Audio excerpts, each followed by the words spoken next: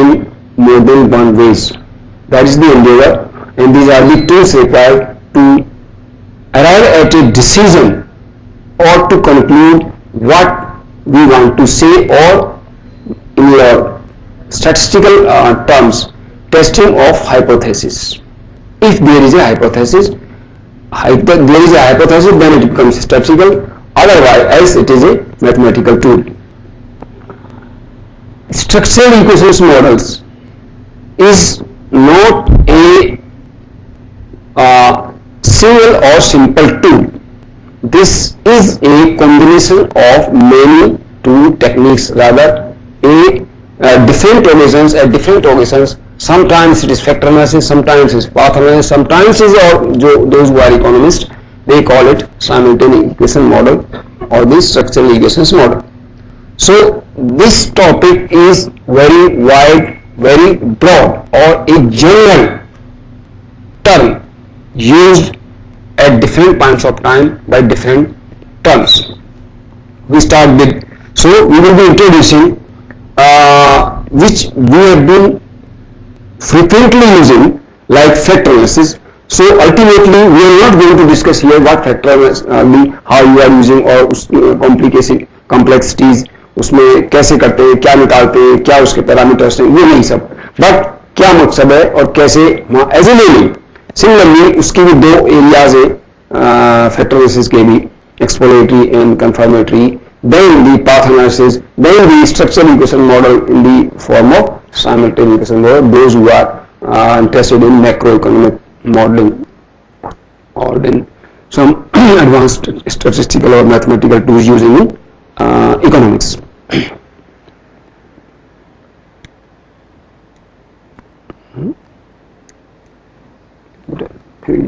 ये भी ऑन नहीं है, ये भी ऑफ है.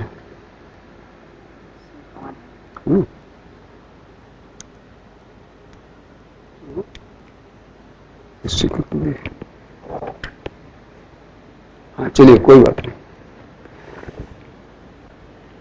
Structural equation modeling, briefly or shortly, same. This also known as I introduced, also known as the covariance structural analysis, causal models, simultaneous equations, path analysis, confirmatory factor analysis, and latent variable modeling. These are some very frequently used or interchangeably used for structural modeling, terms for structural modeling. However, again, as we discussed in the previous lecture, it depends which are you using. So if you are using the path analysis for your studies, which require the application of path, that is of course, आप ये कोई एक है ये structural equation modeling नहीं, that is also structural equation modeling, or the area of the structural equation modeling in a different way for different purpose, of course.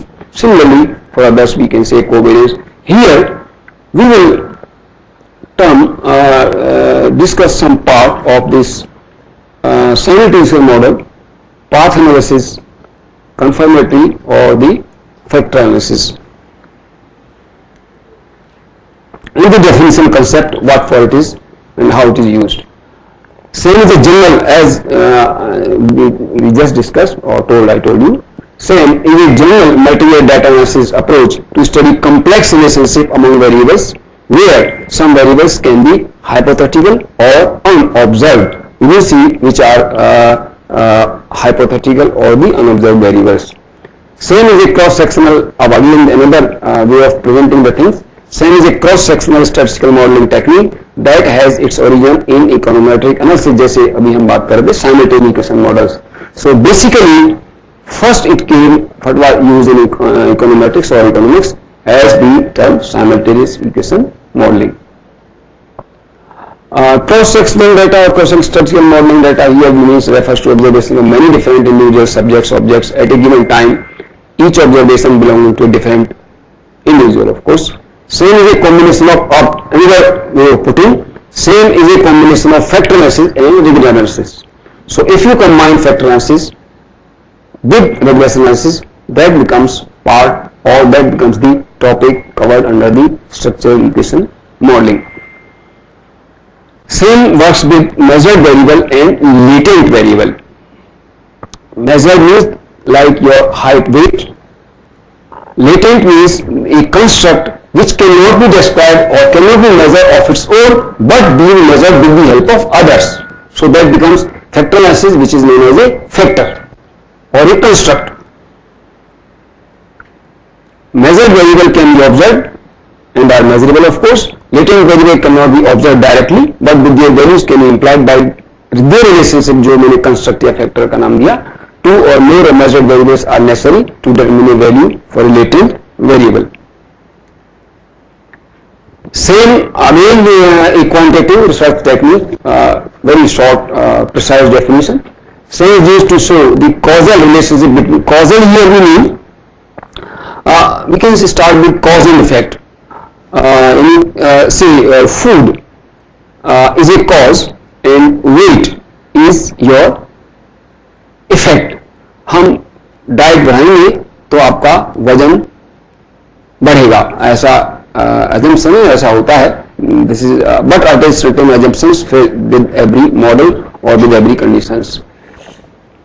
क्योंकि जब equations क्या वो आपके जो क्लासिकल एक इकोनॉमिक मॉडल है, थर्ड जोन में चीजें जाती हैं तो नुकसान भी करना शुरू कर देती हैं. तो of course we are not in third zone. Classical production functions अगर इकोनॉमिक्स की भाषा में बोले तो फर्स्ट जोन सेकंड जोन में ही आपकी चीजें बढ़ती हैं, उसके बाद वो वही चीज आपको नुकसान भी करना शुरू कर देती है. तो that is also assumption here too. वो खाने के बारे में भी the relationship shown in same presents the hypothesis of this structure. Factor analysis में जरूरी नहीं है, अभी हम वो भी थोड़ा सा डिस्कस करेंगे थोड़ा सा और. स्ट्रक्चरल इक्वेशंस मॉडल्स में जो स्ट्रक्चर है, जो मॉडल है, वो एक आपकी हाइपोथेसिस को रिप्रेजेंट करता है. जैसे मैंने आपको भी बताई, फूड कॉजेज और increases weight. This is our assumption और our hypothesis about the two variables. Relationship यानी कि इनमें आपस में रिलेशनशिप है. Income level affect the purchase behavior of an individual or a consumer. आमदनी जिसकी ज्यादा है उसी हिसाब से उसकी परचेजिंग भी इफेक्ट होती है उसके हिसाब से. Even education is a factor deciding so many indicators जो आप रोजमर्रा में स्टडी करते हैं. So this is like cause and effect. Show cause here जो कॉजल रिलेशनशिप की जो हम बात कर रहे थे. Show cause and effect relationship में स्ट्रक्चरल इक्वेशंस आपकी स्टडी और यूज होती है. More than often same is use for research that is designed for confirmation rather than explore और explain the phenomena. This very important. अभी आएगा वो जो डिफरेंस हम दिखाएंगे, बीच में डिस्कस करेंगे. मोर देन ऑफन और भी mostly same structural equation modeling used for research that is designed for confirmation. Confirmation का मतलब क्या हुआ यहाँ कि वाकई घी खाने से हार्ट अटैक बढ़ते हैं क्या? हार्ट अटैक्स के बारे में कहा पता कि फैट अगर बढ़ता है तो that ultimately may lead or may increase the incident of heart attacks. या smoking may cause heart attack or lung cancer or throat cancer or any kind of disease, for example. So this is our assumption है, या हमारी hypothesis है. अगर इसको just we are not explaining here कि हम बाढ़ में कुएं खोद दे तो तेल निकल आएगा, ऐसा नहीं है कि this is exploratory basically. It may or may not be. हालांकि ये उसमें भी होता है दूसरी स्टडीज में भी कि ऐसा है जो आप मान के चले तो इंपॉर्टेंट वेरिएबल है और इसकी वजह से ये इफेक्ट होगा या इम्पैक्ट होगा. Sometimes if you don't find a significant impact it obviously says there is no impact. Of course जिसका सिग्निफिकेंट है that's not an impact. So here जो same structural equation modelling is used for research that is designed for confirmation rather than just for exploration or explain the phenomena कि ये relationship है, ये उसको test the form of your assumption or hypothesis. That is basically the beauty or the requirement or the output of your same. अब हम बात कर रहे थे कि फैक्टर एनालिसिस. फैक्टर एनालिसिस हम यहां डिस्कस करें. Factor analysis again like other multivariate techniques is very advance, very tool for your research. On the very first day, in a single very precise definition statement, I give you a statement. Factorial analysis is a data reduction tool technique. Meaning simple, you have more than 100 variables. As usual, you psychology से related या social economic factors से जो study आप marketing में या HRM में करते हैं स्टडीज, उनमें 100 वेरिएबल क्वेश्चन जो आप बनाते हैं तो basically they are represent some variables, तो वो बहुत ज्यादा होते हैं. But it is not always necessary कि उनका कोई इंपैक्ट आपके वेरिएबल में है या कोई रिलेशनशिप है. हो सकता है कि आपने 10 वेरिएबल लिए, 10 वेरिएबल एक वेरिएबल से आपका काम चल जाता. So ultimately factor analysis come to your rescue there to decide why to take 100. You just take 10. You can explain the same thing. You can explain the same thing. So factorial in that sense is a data reduction technique. आपके पास 100-150 variable हैं, इन पर न जाइए. There is so confusion and interpretation of all these things. Better you just make 10 out of them and explain the things for your interest of your interest. Factor analysis and multivariate interdependence. So आपस में, यानी कि वो आपस में, तो तभी तो आपने बेसिकली आपने रिड्यूस कैसे कर दी? रिड्यूस में तभी कर पाएंगे कि जब उन्हें आपस में कोई रिलेशनशिप है कि भाई ये रिलेशनशिप इनसे काम चल जाएगा, सो बाकी को हटा दीजिए. Dependent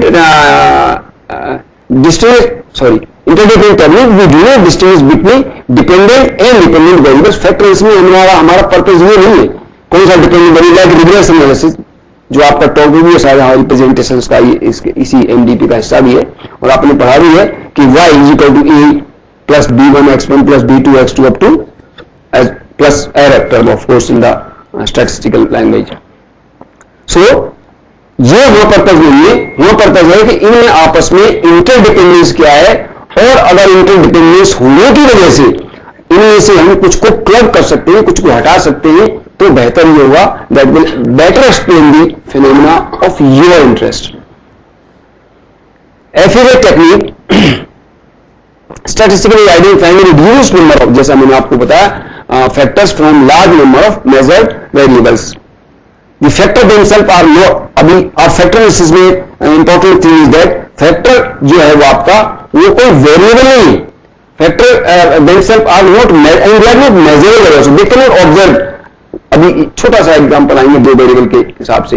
the factor themselves are not variable but instead they are identified by forming a variate using the measured variable. जो हमने कल लिखा था x के या y के is function of x1 x2 xn, so that becomes the variate. 10 variable को लेकर आपने एक रिलेशनशिप बता दिया, that becomes your factor. Factor are usually latent constructs like attitude और सैटिस्फाई. अब बताइए ये आ जाएगा, ये आपके दो एटीट्यूड को कैसे, अब एटीट्यूड क्या है, कैसे नापे, कैसे बताएं? परसेप्शन क्या है, सेटिस्फेक्शन क्या है, प्रिसाइजली हम जैसे हम बोलते हैं कि सस्ता है, सस्ता कैसे बोलेंगे? Because that is always related.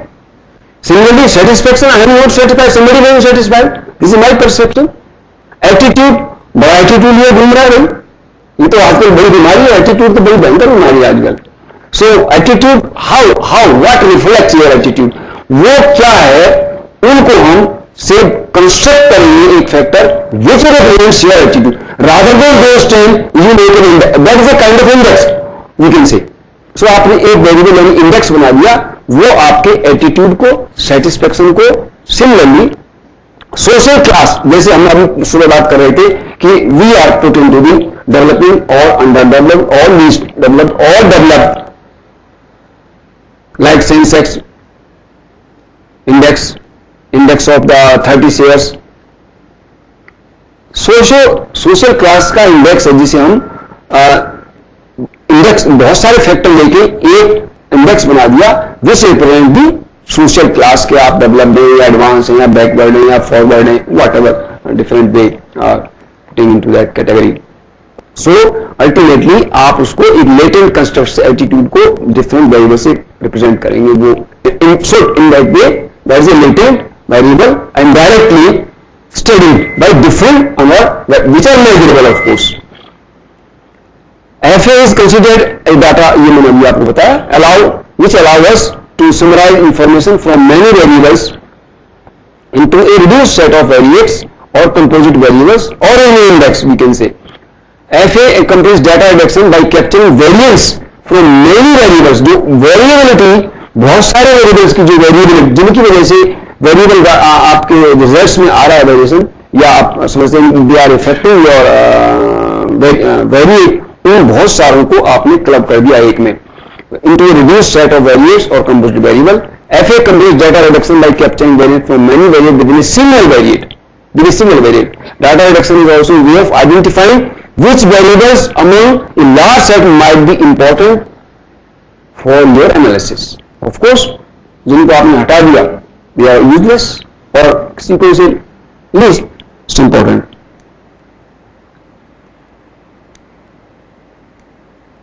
ये मैंने internet search cut copy paste. I have not made this slide.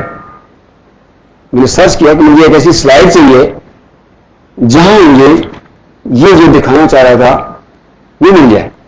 मुझे बनाने नहीं आता, मेरा कंप्यूटर पूरी तरह से काम नहीं कर रहा. सो मैंने ये सर्च कमांड लिया और ये स्लाइड मुझे मिली और मैंने अपने यहां पेस्ट कर दी. ये मुझे आता है कट पेस्ट वाला. This is just showing a factor analysis simplest way as a layman. हम कंस्ट्रक्ट की बात कर रहे हैं, हम फैक्टर की बात कर रहे हैं, हम इंडेक्स की बात कर रहे हैं.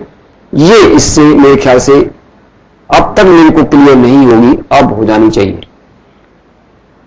साइज हम बात करते हैं. साइज कैसे पता चलता है? हाइट वेट से नॉर्मली. तो वही हम साइज को हाइट और वेट को अगर हम क्लब करके एक बना दें इंडेक्स या फैक्टर. अब साइज आपने नोट की तो ऑब्वियसली आपकी मेजरेबल जो वेरिएबल है. अब here size is your latent variable और ए कंस्ट्रक्ट. ठीक है. Here height weight are measurable और भी इंडिपेंडेंट वेरिएबल भी आर इंडिपेंडेंट जिनको आप मेजर ऑब्जर्व कर सकते हैं, मेजर कर सकते हैं एंड साइज में कन्वर्ट कर सकते हैं, रिप्रेजेंट कर सकते हैं. तो दिस इज वन फैक्टर और वन कंस्ट्रक्ट और भी latent variable. Similarly social status जिसकी हम बात कर रहे थे. सोशल स्टेटस क्या किस चीज से पता है? भाई बड़ा हाई स्टेटस का आदमी है, हाई सोशल वैल्यू है, हाई सोशल स्टेटस का, बड़ा लो वगैरह वगैरह हम आमतौर पर करते बात. लेकिन वो है क्या basically status? Social status. Occupation आपका क्या है? एजुकेशन कितनी? हालांकि एजुकेशन अब स्टेटस में शामिल होती है, होने लग गई है क्या हिंदुस्तान में? एज ए जनरल क्वेश्चन मुझे तो लगता हो रही. यानी कि आप ये मानते हैं जो बहुत ज्यादा पढ़ा लिखा है उसका स्टेटस हाई है? ना, हिंदुस्तान में तभी ऐसा नहीं है एडवांसमेंट. फिर हम एडवांस कंट्री की कैटेगरी में आ जाएंगे, हम डेवलपिंग में है. ये तो फर्क है हमारे देश में. ये वैल्यू एजुकेशन के लिए तो नहीं है, कह तो रहे हैं, हम कोशिश भी कर रहे हैं बच्चों को IIT पढ़ाओ, फलाना पढ़ाओ. लेकिन अगर आप बाहर जाए तो मैंने आपको कल एग्जाम्पल नहीं दिया था, अपने रियल लाइफ सिचुएशन बताई थी पहले दिन कि मेरी गाड़ी को पार्किंग नहीं करने देते लोग क्योंकि मारुति 800 है. पढ़ा लिखा तो मैं कम नहीं है, अगर डिग्री डिप्लोमा मेरे देखो तो. लेकिन मेरा स्टेटस कहां से दिखता है? मेरी कार से. कल नोएडा में वापस से मेरे से गया तो बड़ी बड़ी एसयूवी जा रहे, उनको नहीं रोका, फौरन पुलिस वाला में खड़ा हो गया, इधर करो. नहीं क्या हुआ पता नहीं, इधर रोको. मुझे भी चलो साहब रोक देते. नहीं क्या हुआ साहब? तो कागज दिखाओ. मैं साहब दिखा देता हूं. तो मैंने अपना क्या नाम वो ड्राइविंग लाइसेंस और गाड़ी की RC दिखाई. पॉल्यूशन कहां है? मेरी पॉल्यूशन भी है, पॉल्यूशन दे दिया. अरे वो भी दिखाओ, वो इंश्योरेंस भी करा रखा है कि नहीं, मुझे इंश्योरेंस भी है, वो भी दिखा दो, जा फिर क्यों खड़ा है? दैट वॉज द पर्सन जो सड़क पे खड़े होते हैं पुलिस वाले। ये मैं आपको परसों की रियल स्टोरी सुना रहा हूं, यहां से वापस गया तब ऐसी भी को देख के कोई नमस्ते करता है, पता नहीं कौन बड़ा साहब जा रहा हो, कौन बैठा हो, नेता बैठा हो, अभिनेता बैठा हो, फिल्म स्टार बैठा हो, सचिन तेंदुलकर बैठा हो, कौन काले शीशे, अमिताभ बच्चन में बैठा हो, पता नहीं किसका रिश्तेदार में बैठा हो। तो यहां तो एजुकेशन की कोई वैल्यू नहीं है। बताइए, ये मेरी बुकती रहे, मैंने आपको छेड़ दी। ऑक्यूपेशन आप करते क्या हैं, एजुकेशन आप पढ़े लिखे कितने हैं, सोर्स ऑफ, ये है असली स्टेटस की पहले, यहां है असली। आपकी इनकम कितनी है, बड़ी गाड़ी कितनी है, बड़ा मकान कितना है, फोन कौन सा है। अब मेरे फोन को तो ठीक भी नहीं करता कोई काम है, आज वो दूसरा ले आया मैं, आज गलती से बच्चों का ये आ गया, ये थोड़ा बेहतर है उससे। अब पैर जिसके हाथ में नहीं है, he belongs to a backward class and I will miss in category because मेरे पास वही नोकिया पुराना, कभी ये ठीक ही नहीं होता। फेंक इसको। ये गाड़ी वाला कहता है कि सर ये बेच दे गाड़ी, कोई सर कोई नहीं गाड़ी से तो नहीं कीमत नहीं जाएगी, कोई नहीं लेगा इसको, यूजलेस। सो ये बीमारियां हैं। एनीवे मेरा पर्पज वो नहीं है जो मैं डिस्कस कर, ये मेरे से रहा नहीं जाता, जब ऐसे इश्यू आ जाते हैं मैं बोले में नहीं रह सकता, तो ये मेरी वीकनेस है। अल्टीमेटली सोशलिस्ट की हम बात करें, this is an construct, this is an factor, this is latent variable, what is are observable independent variables जिनसे आप सोशल स्टेटस कंस्ट्रक्ट ये फैक्टर बना सकते हैं। Is that clear? So that is the purpose of और objective of the goals. वैसे तो हम गोल्स ही डिस्कस कर रहे हैं even to help in investigate determine the number of latent construct underlying set of item. एक बताया मैंने, दो बताई हमने आपको, आपकी स्टडी में बहुत बड़े बड़े हो सकता है, इन दो से काम नहीं चले, 2 4 और 10 5 10 हो जाए। तो ये आपका फैक्टर एनालिसिस का फैक्टर्स यही करता है, वो डिफरेंट फैक्टर देता है ना आपको, और अल्टीमेटली जब उसका आउटपुट आता है तो उसमें वैल्यूज दिखाता है, values total values factor wise. तो अल्टीमेटली टोटल वैल्यूज कितना एक्सप्लेन, जो डाटा में वैल्यूज हमें उसका कितना पार्ट इन फैक्टर्स ने एक्सप्लेन किया। When it is close to 100 और 90% we can say these factors are enough to represent for your study, for your purpose. So ये मेरे ख्याल से जिन्होंने फैक्टर्स यूज किया हो, ये उनको अंदाजा होता है उससे। Number next, to provide a means of explaining variation among variables और the items using few, of course few, जैसे मैंने आपको पीछे वाली स्लाइड में दिखाई, 2 3 5 वेरिएबल को रिड्यूस कर दिया 2, ऐसे और भी using few newly created variables known as factors और द कंस्ट्रक्ट्स। ये इजी नहीं है, आई दैट इज आई, ये गलत है, easy I condensing the information, यानी कि इंफॉर्मेशन को कंडेंस कर दिया आपने 3 को 1 में और 2 को 1 में पीछे। टू डिफाइन द कंटेंट और meaning of factors, for example latent construct, ये बेसिक हमारा ऑब्जेक्ट या गोल। नाउ अब नेक्स्ट कैटेगरी कम्स, हमारा मकसद है कि हम स्ट्रक्चरल इक्वेशंस तक पहुंचे through factor analysis. Here my purpose here of few slides is this. Now FA can be divided into two types: factor analysis, explanatory factor analysis, confirmatory factor analysis.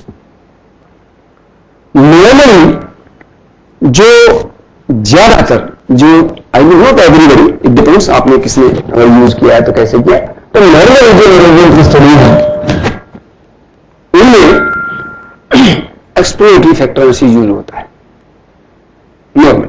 हाँ, अब आपकी स्टडी का purpose क्या है और आप किसमें इंटरेस्टेड है, अगर हाइपोथेसिस टेस्टिंग में इंटरेस्टेड है then obviously you goes to the higher category और the next category which is that one, confirmatory. EFA is performed when the researcher is uncertain, we are not sure about how many factors may exist among a set of variables. May or may not, if may then how many.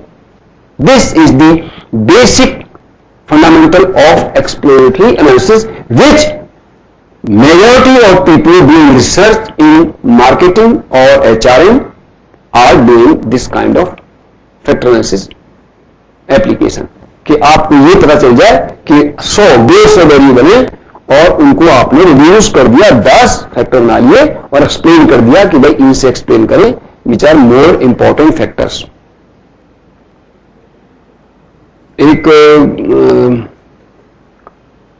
मेरी colleague junior colleague well junior अभी पीछे search करी थी उसने, लड़की ने, वो ये आचार्य में करी थी work life basin, work life balance, work life ऐसा ना कुट्टर, उस पर उसका रिसर्च था। तो वो बोली उसने कर चुकी थी, वो थीसिस लिख रही थी, तो ज्वाइन कर लिया, 2 दिन भी करते करते उसका सिलेक्शन हो गया, मैंने ज्वाइन कर लिया। तो कहने सर ये मैंने इसमें फैक्टर एनालिसिस लगा रखा है और जरा मेरी थीसिस को आप एक बार वो तो इसको जरा देख लें, आप कोई इसमें एडिटिंग जो चेकिंग सेटिंग। तो मैंने तभी बोला भाई बच्चे मेरे को तेरा ये जो वर्क लाइफ बैलेंस, और वैसे तो मैं समझ रहा हूँ लेने पर जितने इतने सारे ले रखे हैं समझ तो मुझे ज्यादा ही आते नहीं, बहुत सारे वेरिएबल अल्टीमेटली फैक्टर मिलेगा, फैक्टर उस तो मैं देख लूंगा। और वो जहां तो कहने मेरा मतलब ये है कि एचआर वाले या आपके मार्केटिंग वाले बहुत सारे वेरिएबल होते हैं, आई मीन टू से उसमें भी कई सौ ले रखे हुए उसमें, और फिर उसको रिड्यूस करके कुछ फैक्टर्स बन गए और देन सी एक्सप्लेन दी कि वर्क लाइफ बैलेंस के लिए कौन कौन सा इंपॉर्टेंट है, क्या फैक्टर्स रोल प्ले करते हैं, वेरिएबल रोल प्ले करते हैं, समथिंग लाइक दैट उसका ऑब्जेक्टिव्स थे, वो उसने किया तो रिड्यूस हो गया। तो ये बेसिक पर्पज है कौन से फैक्टर इंपॉर्टेंट है।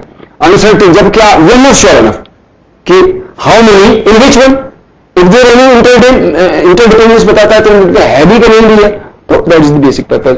इन बाय परफॉर्मिंग ये फिर द नंबर ऑफ कंस्ट्रक्ट और वो जो आपके फैक्टर्स है and underlying factor structure are identified.